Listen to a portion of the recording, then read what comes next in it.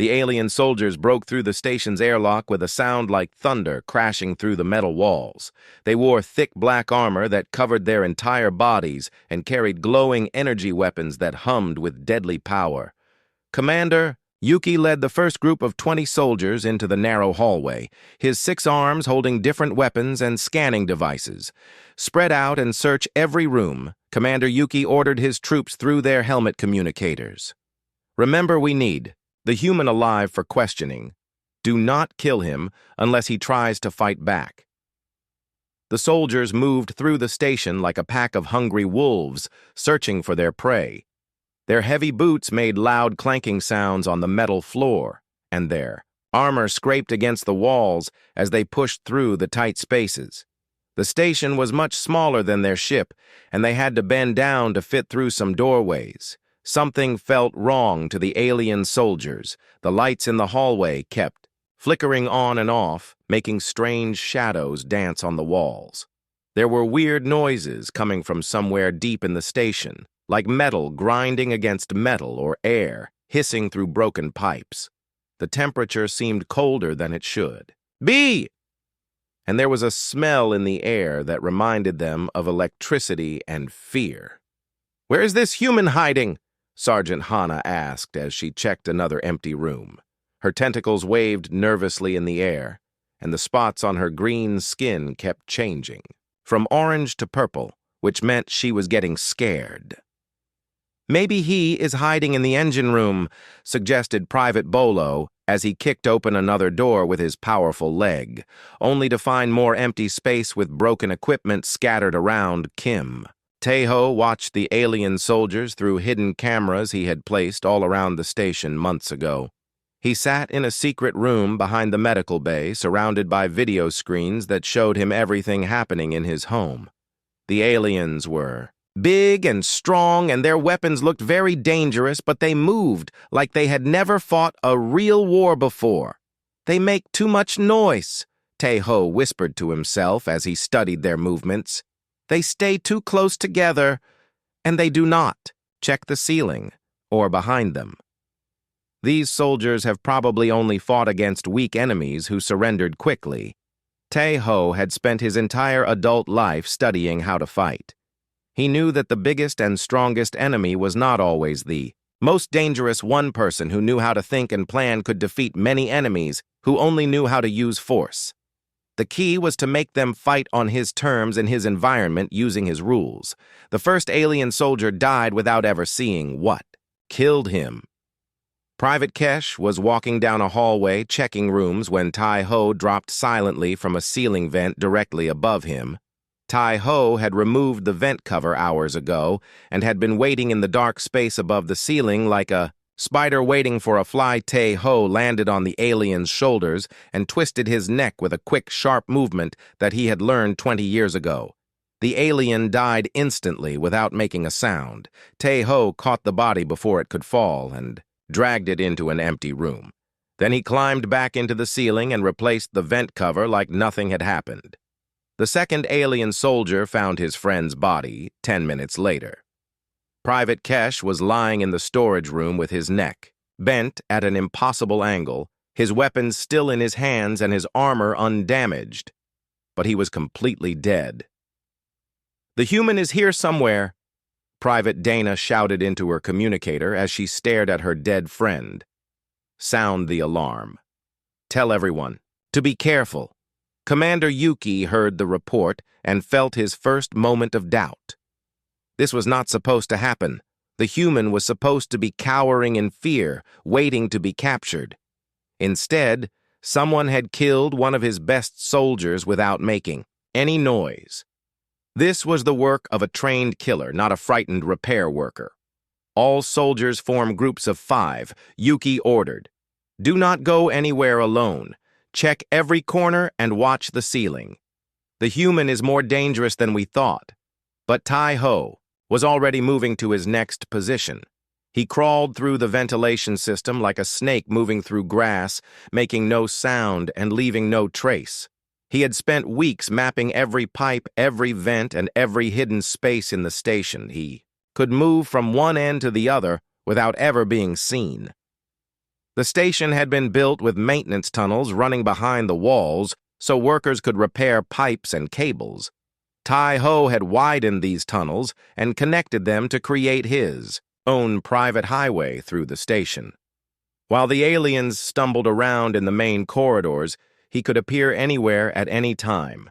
An explosion shook the entire station as 3 alien soldiers stepped on a hidden mine that Tai-Ho had placed under a loose floor panel. The blast was not big enough to damage the station's structure, but it was powerful enough to kill the 3 aliens instantly and send pieces of their armor flying through the hallway. Emergency lights began flashing red, and smoke filled the air, making it hard for the remaining aliens to see. The station's computer began playing a recorded message over and over, warning hull breach, detected, all personnel evacuate immediately. This was not true, but it made the aliens more nervous and confused. In the chaos and smoke, Tai-Ho struck again. He appeared behind 2 alien soldiers who were trying to help their wounded friend and shot both of them with a weapon that made no sound. The bullets were designed to penetrate alien armor, and they worked perfectly. Both soldiers fell to the ground dead before they knew they were under attack. Commander Yuki watched his soldiers' life signs disappear one by one on his helmet display. 12 soldiers were now dead, and he had not even seen the human. Yet this was becoming a disaster instead of an easy capture mission. What kind of human are we fighting? Yuki asked himself as he tried to contact his remaining soldiers. Most of them were not answering their communicators, and the ones who did answer sounded scared and confused. On the alien mothership, Admiral Kato was watching the battle through his soldiers' helmet cameras, but the images kept cutting out or showing nothing but smoke and darkness. His confidence was disappearing. As quickly as his soldiers were dying, "Captain Nari, what is happening down there?" Kato demanded as he stared at the tactical display that showed more and more red marks, indicating dead soldiers. "Sir, our soldiers are being hunted," Captain Nari replied, her tentacles shaking with fear as she read the reports. "The human is not fighting like a normal person.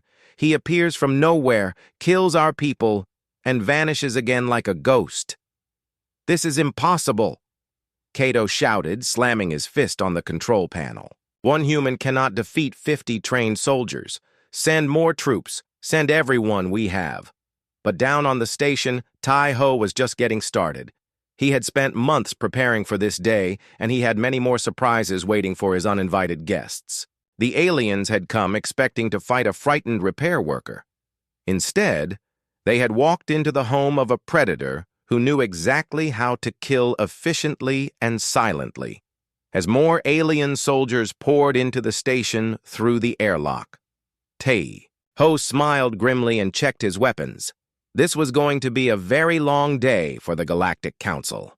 40 more alien soldiers crashed through the airlock like an angry metal storm, making the total invasion force nearly 80 of the Galactic Council's finest warriors. They came wearing the heaviest battle armor available and carrying weapons that could destroy small buildings. Their leaders had told them to bring overwhelming force, and they were ready to crush one human repair worker. Commander Yuki was no longer confident about this mission. 18 of his soldiers were already dead, and the human had not even shown himself properly. This was not how battles were supposed to work. The enemy was supposed to fight back openly, not hide in shadows like a coward. Yet somehow, this hiding human was winning. This human fights like a demon. "From our worst nightmares," Sergeant Hana reported over the radio as she led her squad through the smoke-filled corridors. "He appears from walls, from ceilings, from places that should not exist. How can one person be everywhere at once?" Kim Tai-Ho had spent the last 2 hours turning his peaceful home into the deadliest battlefield the aliens had ever seen. He had cut power to different sections of the station, so some areas were completely dark, while others had blinding bright lights that hurt alien eyes. He filled hallways with thick smoke, using the fire suppression system so the aliens could not see where they were going. The artificial gravity system became his favorite weapon. Tae-ho had reprogrammed it to turn on and off without warning, in different sections. When gravity suddenly disappeared, the heavy alien soldiers found themselves floating helplessly in the air, unable to fight or even move properly. When gravity came back on, they crashed into walls and floors with bone breaking. "Force! You want to hunt humans!" Tae-ho spoke through the station's communication system, his voice echoing from speakers in every room. "Let me show you what a real human hunter can do." His voice was calm and cold, like winter wind blowing across a frozen lake. The aliens had expected to hear fear or begging for mercy.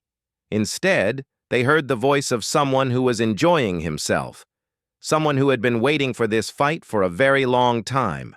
Boom. An explosion rocked the station as 5 alien soldiers triggered a trap Tae-ho had hidden in the main corridor.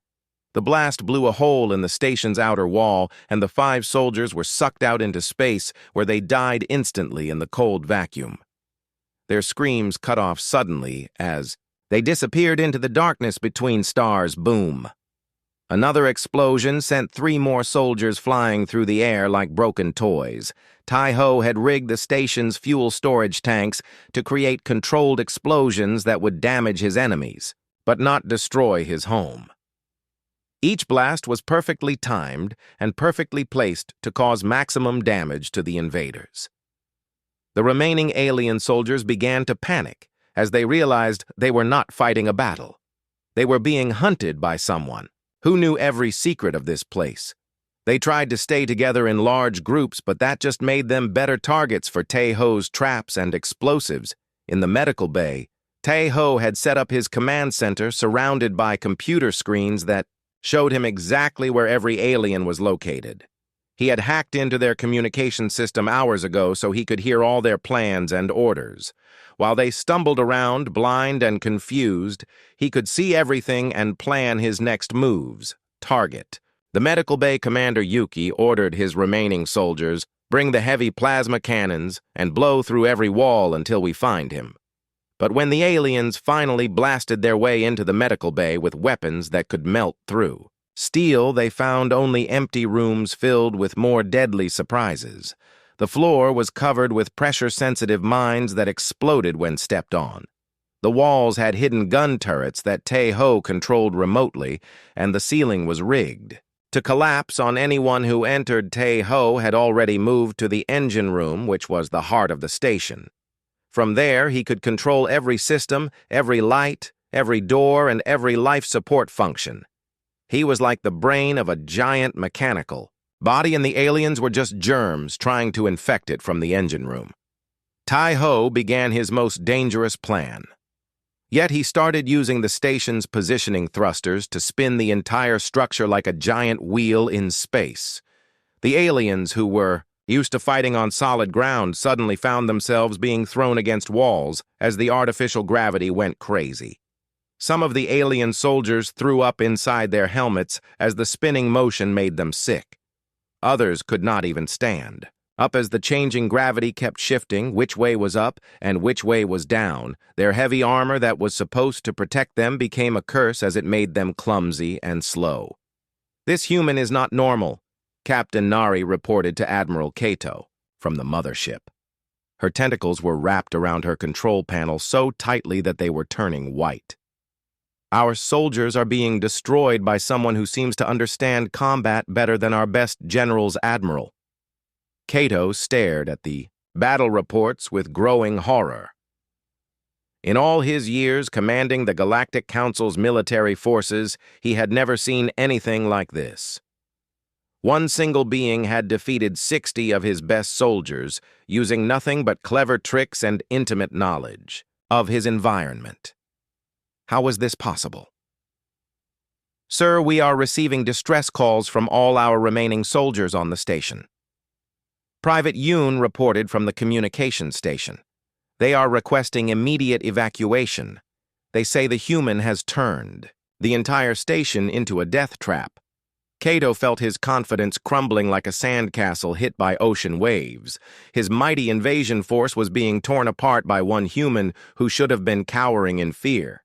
Instead, This human was teaching the entire Galactic Council a lesson about what real warriors could accomplish. On the station, the surviving alien soldiers had gathered in the main docking bay where their ships were attached. It was the only place that seemed safe from the humans. Endless supply of traps and ambushes. But even there, they did not feel secure because they knew he was watching them planning his next attack. Commander Yuki looked around at his remaining troops. Only 20 soldiers were still alive out of the 80 who had entered the station less than 4 hours ago. Their armor was damaged, their weapons were running low on power, and their morale was completely broken. How can one human do this? Yuki asked himself as he tried to contact his ship. What kind of species creates individuals this dangerous? The answer was floating in space all around them. Earth was a planet where survival had never been guaranteed, where every species, including humans, had to fight constantly just to stay alive. Humans had spent millions of years learning to hunt animals bigger and stronger than themselves. They had developed brains that could turn any environment into an advantage and any tool into a weapon. Kim Tae-ho represented everything that made humans. Successful adaptability, intelligence, determination, and the absolute refusal to give up no matter how impossible the situation appeared.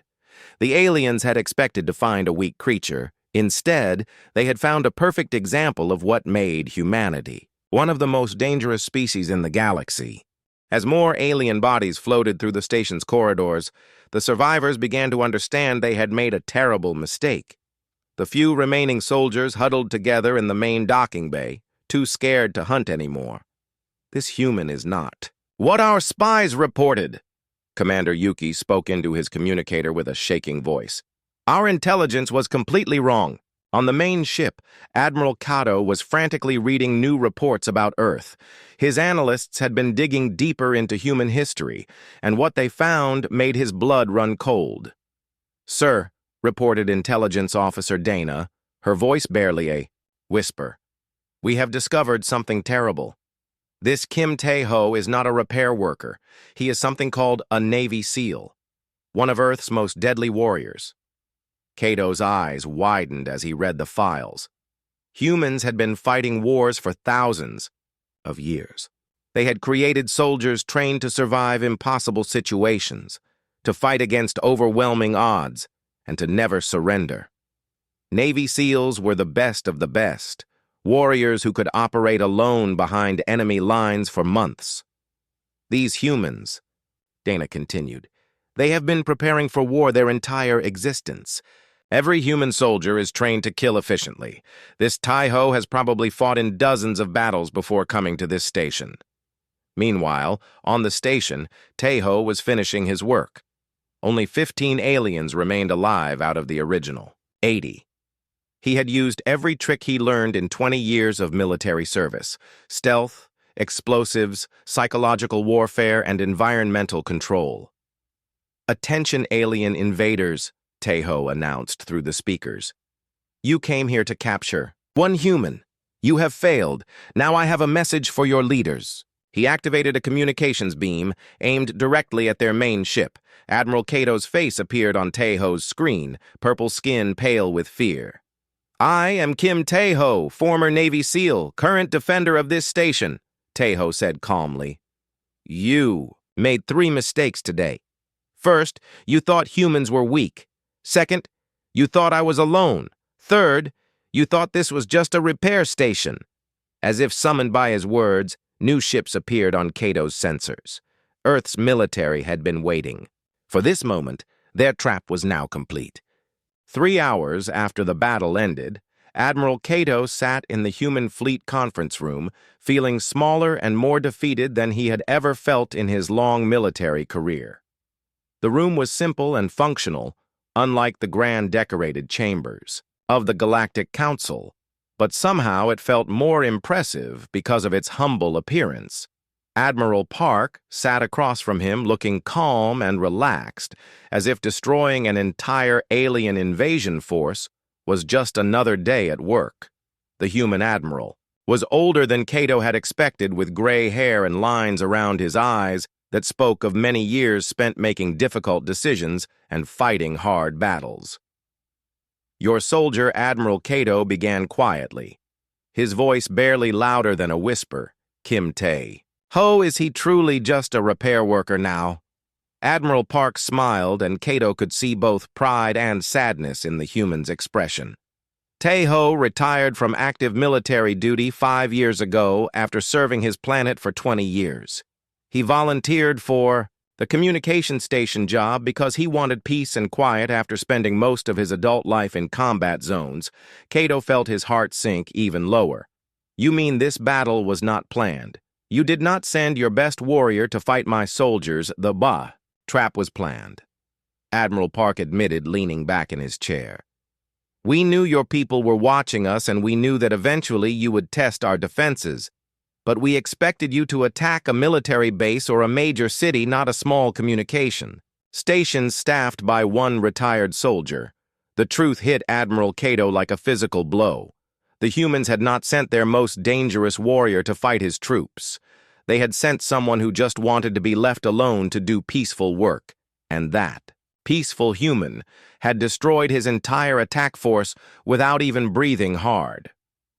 What do you want from the Galactic Council? Cato asked.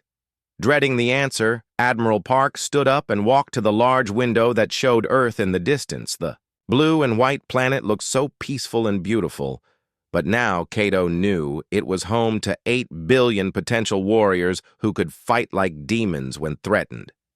The Galactic Council sent you here to decide if humans deserve to join your alliance or become your slaves, Admiral Park said, without turning around. Well, now you have your answer. We do not want to join your council, and we will never be anyone's slaves. He turned back to face Cato, and his expression was serious, but not angry. Humans have been fighting for survival since we first walked upright on our planet. We built weapons to hunt animals that were bigger and stronger than us. We fought wars that killed millions to protect our freedom and our way of life. We conquered our own planet, not through superior strength, but through intelligence, determination, and the absolute refusal to give up no matter how hopeless things appeared. Every human child learns about sacrifice, about fighting for what they believe in, and about never surrendering to bullies. Admiral Park gestured toward the viewing screen where Earth could be seen turning slowly in space. Every human knows stories about warriors who fought impossible battles, and one about people who chose death rather than slavery, and about the importance of standing up to those who would take away our freedom. Cato nodded slowly as he began to understand why his easy conquest had turned into such a complete disaster. Humans were not like other species the Galactics Council had encountered. They had not evolved on a safe, peaceful world where the strongest ruled through intimidation. Earth was a dangerous planet where survival had never been guaranteed, where every species, including humans, had to fight constantly, just to stay alive. This had created a population that saw every threat as a challenge to be overcome rather than a reason to surrender.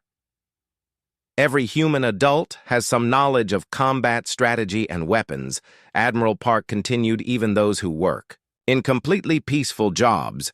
Tai-Ho was not special among humans, except for his years of formal military training. The fact that he could defeat your soldiers alone should tell you everything you need to know about our species. On the communication station, Kim Tae-Ho was already back to work, repairing the antenna that had been damaged during the battle. The alien bodies had been removed, the damaged sections had been sealed, and the station was returning to normal operations. For him, this had been just another day protecting his home.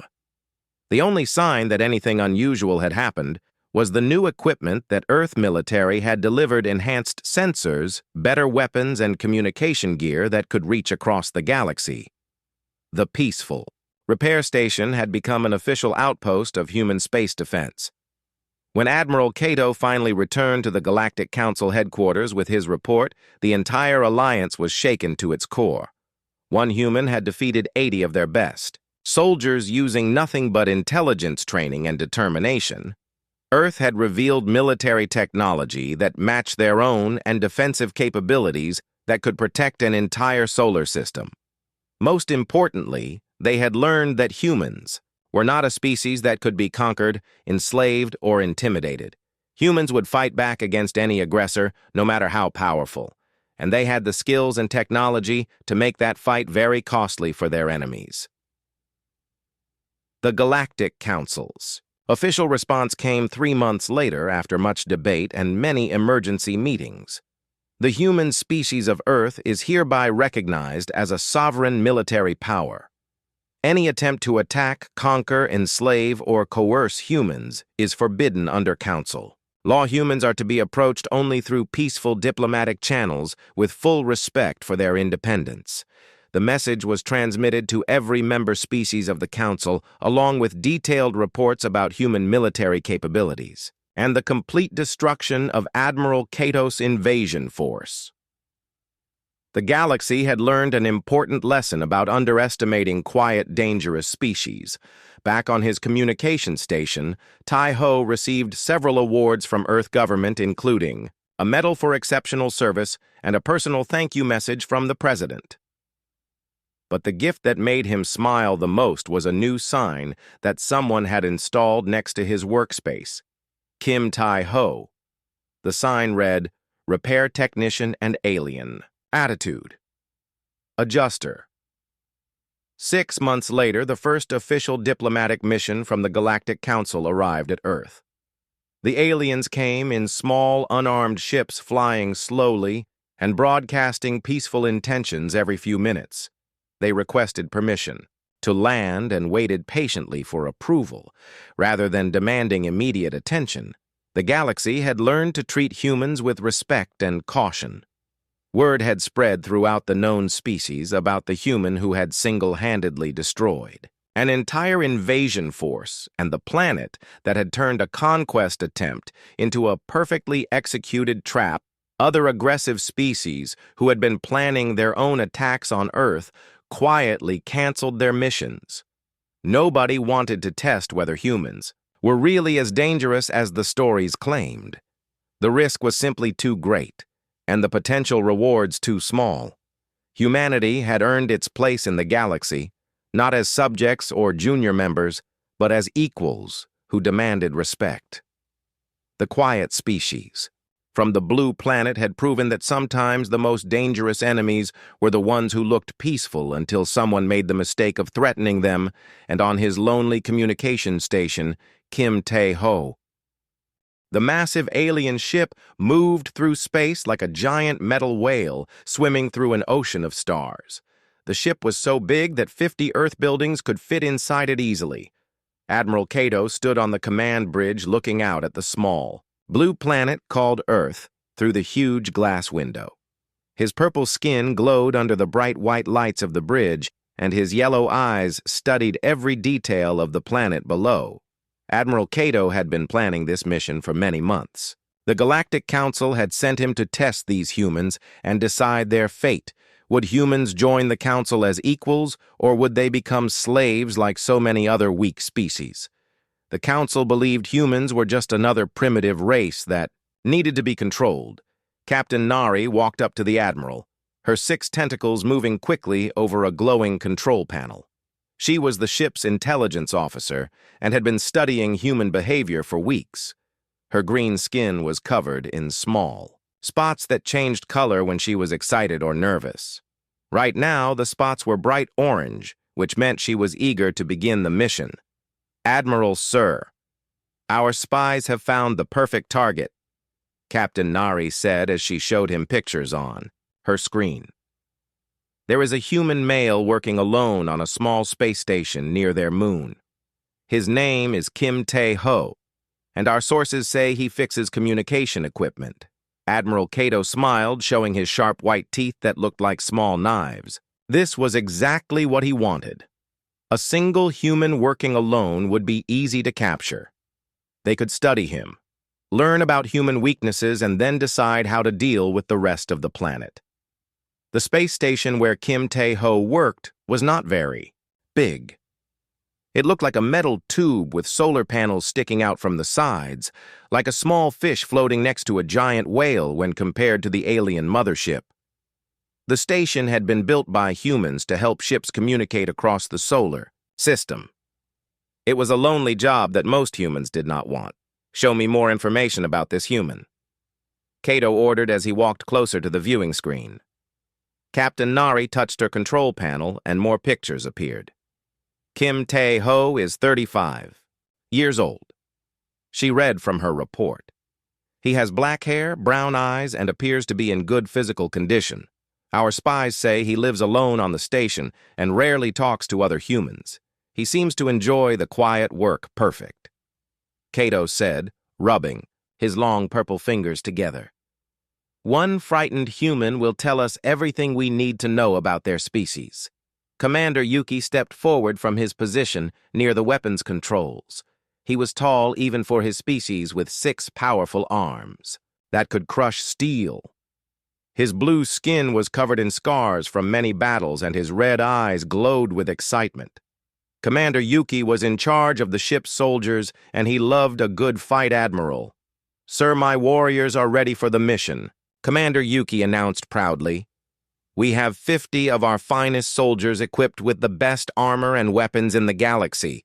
This will be the easiest capture mission we have ever attempted. The alien soldiers were indeed impressive. Each one stood, over 7 feet tall with thick armor that could stop bullets. Their energy weapons could melt through steel doors, and their strength was 10 times greater than any human.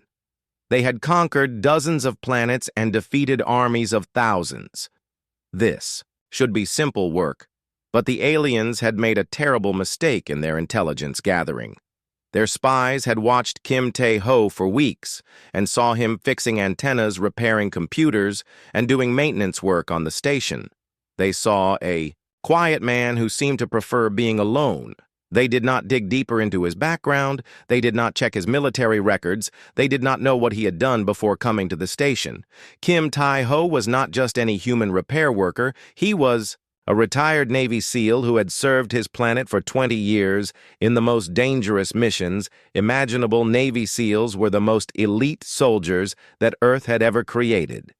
They were trained to fight impossible battles, to survive in any environment, and to never give up no matter how bad things became. 5 years ago, Tae-ho had retired from active military service. He was tired of war, tired of fighting, tired of seeing friends die in battle. When the job on the communication station became available, he volunteered immediately. He wanted peace and quiet. He wanted to work with his hands instead of weapons. He wanted to forget about killing and focus on building and repairing. But a Navy SEAL never really retires. The training never leaves. The instincts never fade. The ability to turn anything into a weapon and any place into a battlefield stays with them forever. Tae-ho had chosen the communication station partly because it was isolated, but also because it was strategically important. If aliens ever came to Earth, they would likely try to cut communications first on the station. Tae-ho was working on a broken antenna when his sensors detected the alien ship. He had been expecting this day for months. Earth military intelligence knew that aliens were watching them. They had placed their best retired soldiers in positions where first contact might happen. Tae-ho was not surprised to see the massive ship appearing on his screens. He calmly walked to his personal quarters and opened what looked like a normal storage closet. But behind the cleaning supplies and spare parts was a hidden weapons locker. Inside were tools that no repair worker should have. Advanced combat armor that could stop energy weapons, explosives designed to work in zero gravity, special firearms created specifically to fight unknown enemies. Computer, send emergency message to Earth Command, Tae-ho said quietly as he began putting on his armor. Tell them package delivery has begun, the computer responded. Immediately, message sent, all Earth Defense Forces have been notified. Tae-ho had spent months preparing the station for this moment. Every corridor had been mapped. Every room had been studied. He knew exactly where to place traps, where to hide, and how to move through the station without being detected. The aliens thought they were coming to capture a frightened repair worker. Instead, they were walking into the home of one of Earth's most dangerous predators. On the alien ship, Commander Yuki was briefing his soldiers. "The mission is simple," he told them. "We go to the station. We capture the human. We bring him back alive for questioning. Do not kill him unless absolutely necessary. The Council wants to study their species." The alien soldiers nodded. They had done this hundreds of times before. Most species surrendered immediately when they saw the overwhelming force. Some tried to fight but were quickly defeated. Humans would probably be the same weak creatures who would beg for mercy. Admiral Cato watched as the boarding ships launched from his mothership like metal bullets fired at the small station. Each ship carried 10 soldiers in full battle armor, with enough firepower to destroy a small city. This was massive overkill for capturing one human. But Cato wanted to make sure nothing went wrong. The boarding ships moved through space quickly, covering the distance between the mothership and the station in just a few minutes. The pilots were skilled and confident. This would be over soon, and they would have their first human prisoner inside the station. Kim Tae-ho finished putting on his armor and checked his weapons. His hands moved automatically through procedures he had practiced thousands of times. The armor felt familiar, like putting on an old, comfortable jacket. The weapons felt right in his hands, like tools he had been born to use. He looked out through the station's windows and saw the boarding ships approaching. They were coming in fast and hard, not trying to hide their approach. They expected him to be scared and helpless. Instead, he smiled a cold smile that his old enemies would have recognized. This was going to be interesting. The aliens were about to learn why humans had survived and thrived on one of the most dangerous planets in the galaxy. They were about to discover why Earth had produced warriors who could fight and win against impossible odds. They were about to meet a species that had turned warfare into an art form as the first boarding ship attached itself to the station's airlock. Tai-ho moved to his prepared position. The hunt was about to begin, but the aliens had made one critical error. They thought they were the hunters. In reality, they had just become the prey. Admiral Cato watched in complete horror as more and more human warships appeared on his sensors like deadly stars being born in the darkness of space. What had started as one ship attacking a defenseless repair station had become a nightmare, where 20 human warships surrounded his mighty vessel with weapons charged and ready to fire. Each human ship was smaller than his massive mothership, but they moved with deadly grace and precision that spoke of years of training and preparation. Their hulls were dark and angular, designed for war rather than show, and their weapon systems pulsed with energy that could tear through the strongest armor. "This is Admiral Park of the Earth Defense Force," the human commander announced over the communication, channel his voice carrying the authority of someone used to being obeyed. "You have violated human territory, attacked our personnel, and committed acts of war against Earth. Surrender immediately or face complete destruction," on his command bridge. Cato felt his world collapsing around him like a building made of sand. The mighty Galactic Council had sent him to test these primitive humans and decide whether they should become slaves or junior members of their alliance. Instead, he had walked directly into the most sophisticated trap he had ever seen. Sir Captain Nari reported, her tentacles shaking with terror as she read her instruments. "The human ships have weapons we do not recognize. Their hulls are made from materials that do not appear in our databases, and their energy signatures suggest technology that matches or exceeds our own." The truth was even worse than Captain Nari realized. The humans had been preparing for this day for many years, watching the galaxy and learning about alien technology while pretending to be ignorant and helpless. Every alien probe that had visited Earth, every spy that had observed human activities had been detected and studied. Back on the communication station, Kim Tae-ho was delivering the final part of his lesson to the 15 surviving alien soldiers who cowered in the docking bay like frightened children. The mighty warriors who had come to capture one human now looked like broken toys scattered across the floor.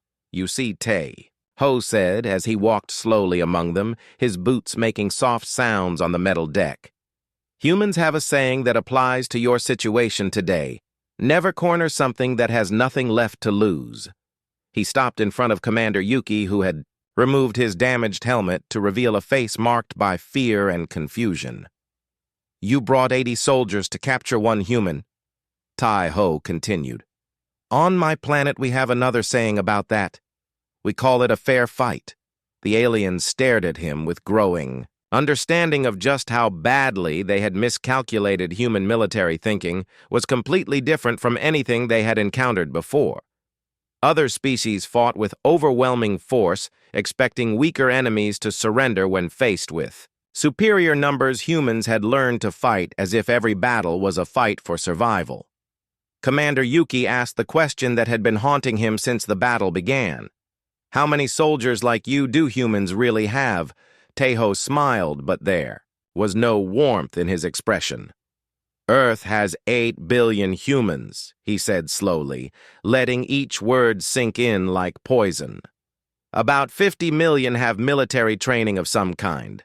Another 100 million have civilian training in weapons and tactics and survival skills." He paused to let the numbers register in their alien minds. "And I am one of the retired ones who came here because I wanted peace and quiet. I am not even considered particularly dangerous by human standards." The mathematics were staggering. If one retired human soldier could destroy 80 alien warriors, what could an active military unit do? What could 100 such units accomplish? What could 50 million trained humans do to the entire Galactic Council? But the worst revelation was still coming.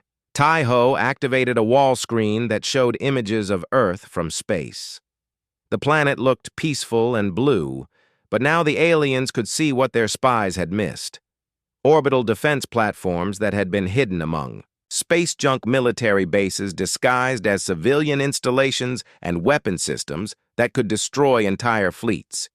"You have been watching us for months," Tai Ho explained, "but you only saw what we wanted you to see. Every probe, every spy, every surveillance device was detected and allowed to continue operating while we fed you false information." The communication station where they now sat was not just a repair facility. It was part of an early warning network that stretched throughout the solar system.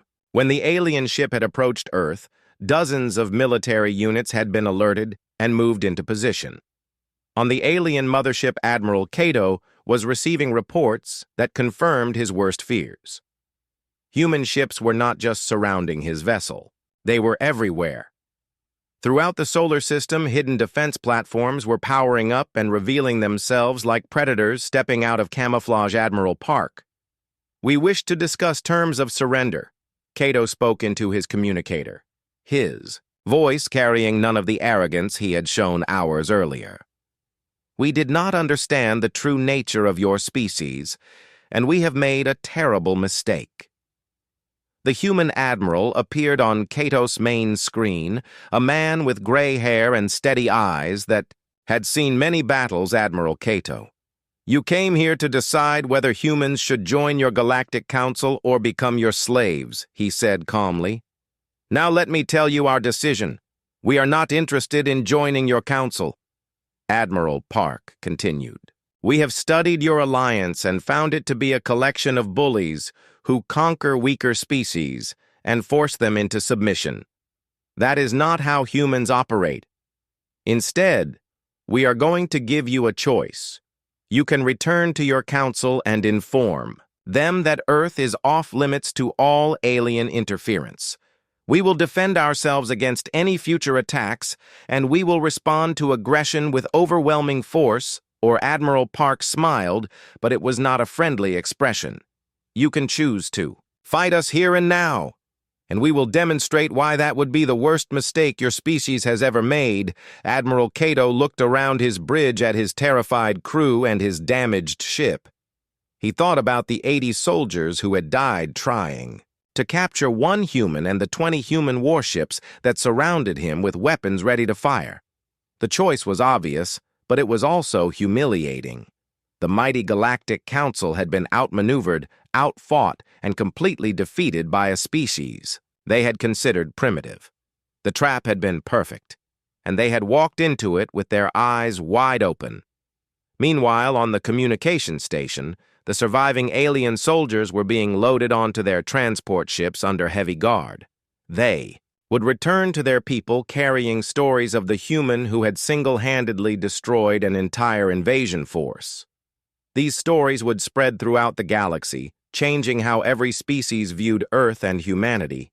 Kim Tai-ho watched the aliens leave his station and felt a mixture of satisfaction and sadness. He had done his duty and protected his people, but he had also been forced back into the world of violence and death that he had tried to leave behind as the last alien transport ship departed. Tai-ho began the long process of cleaning up the battle damage and repairing his home.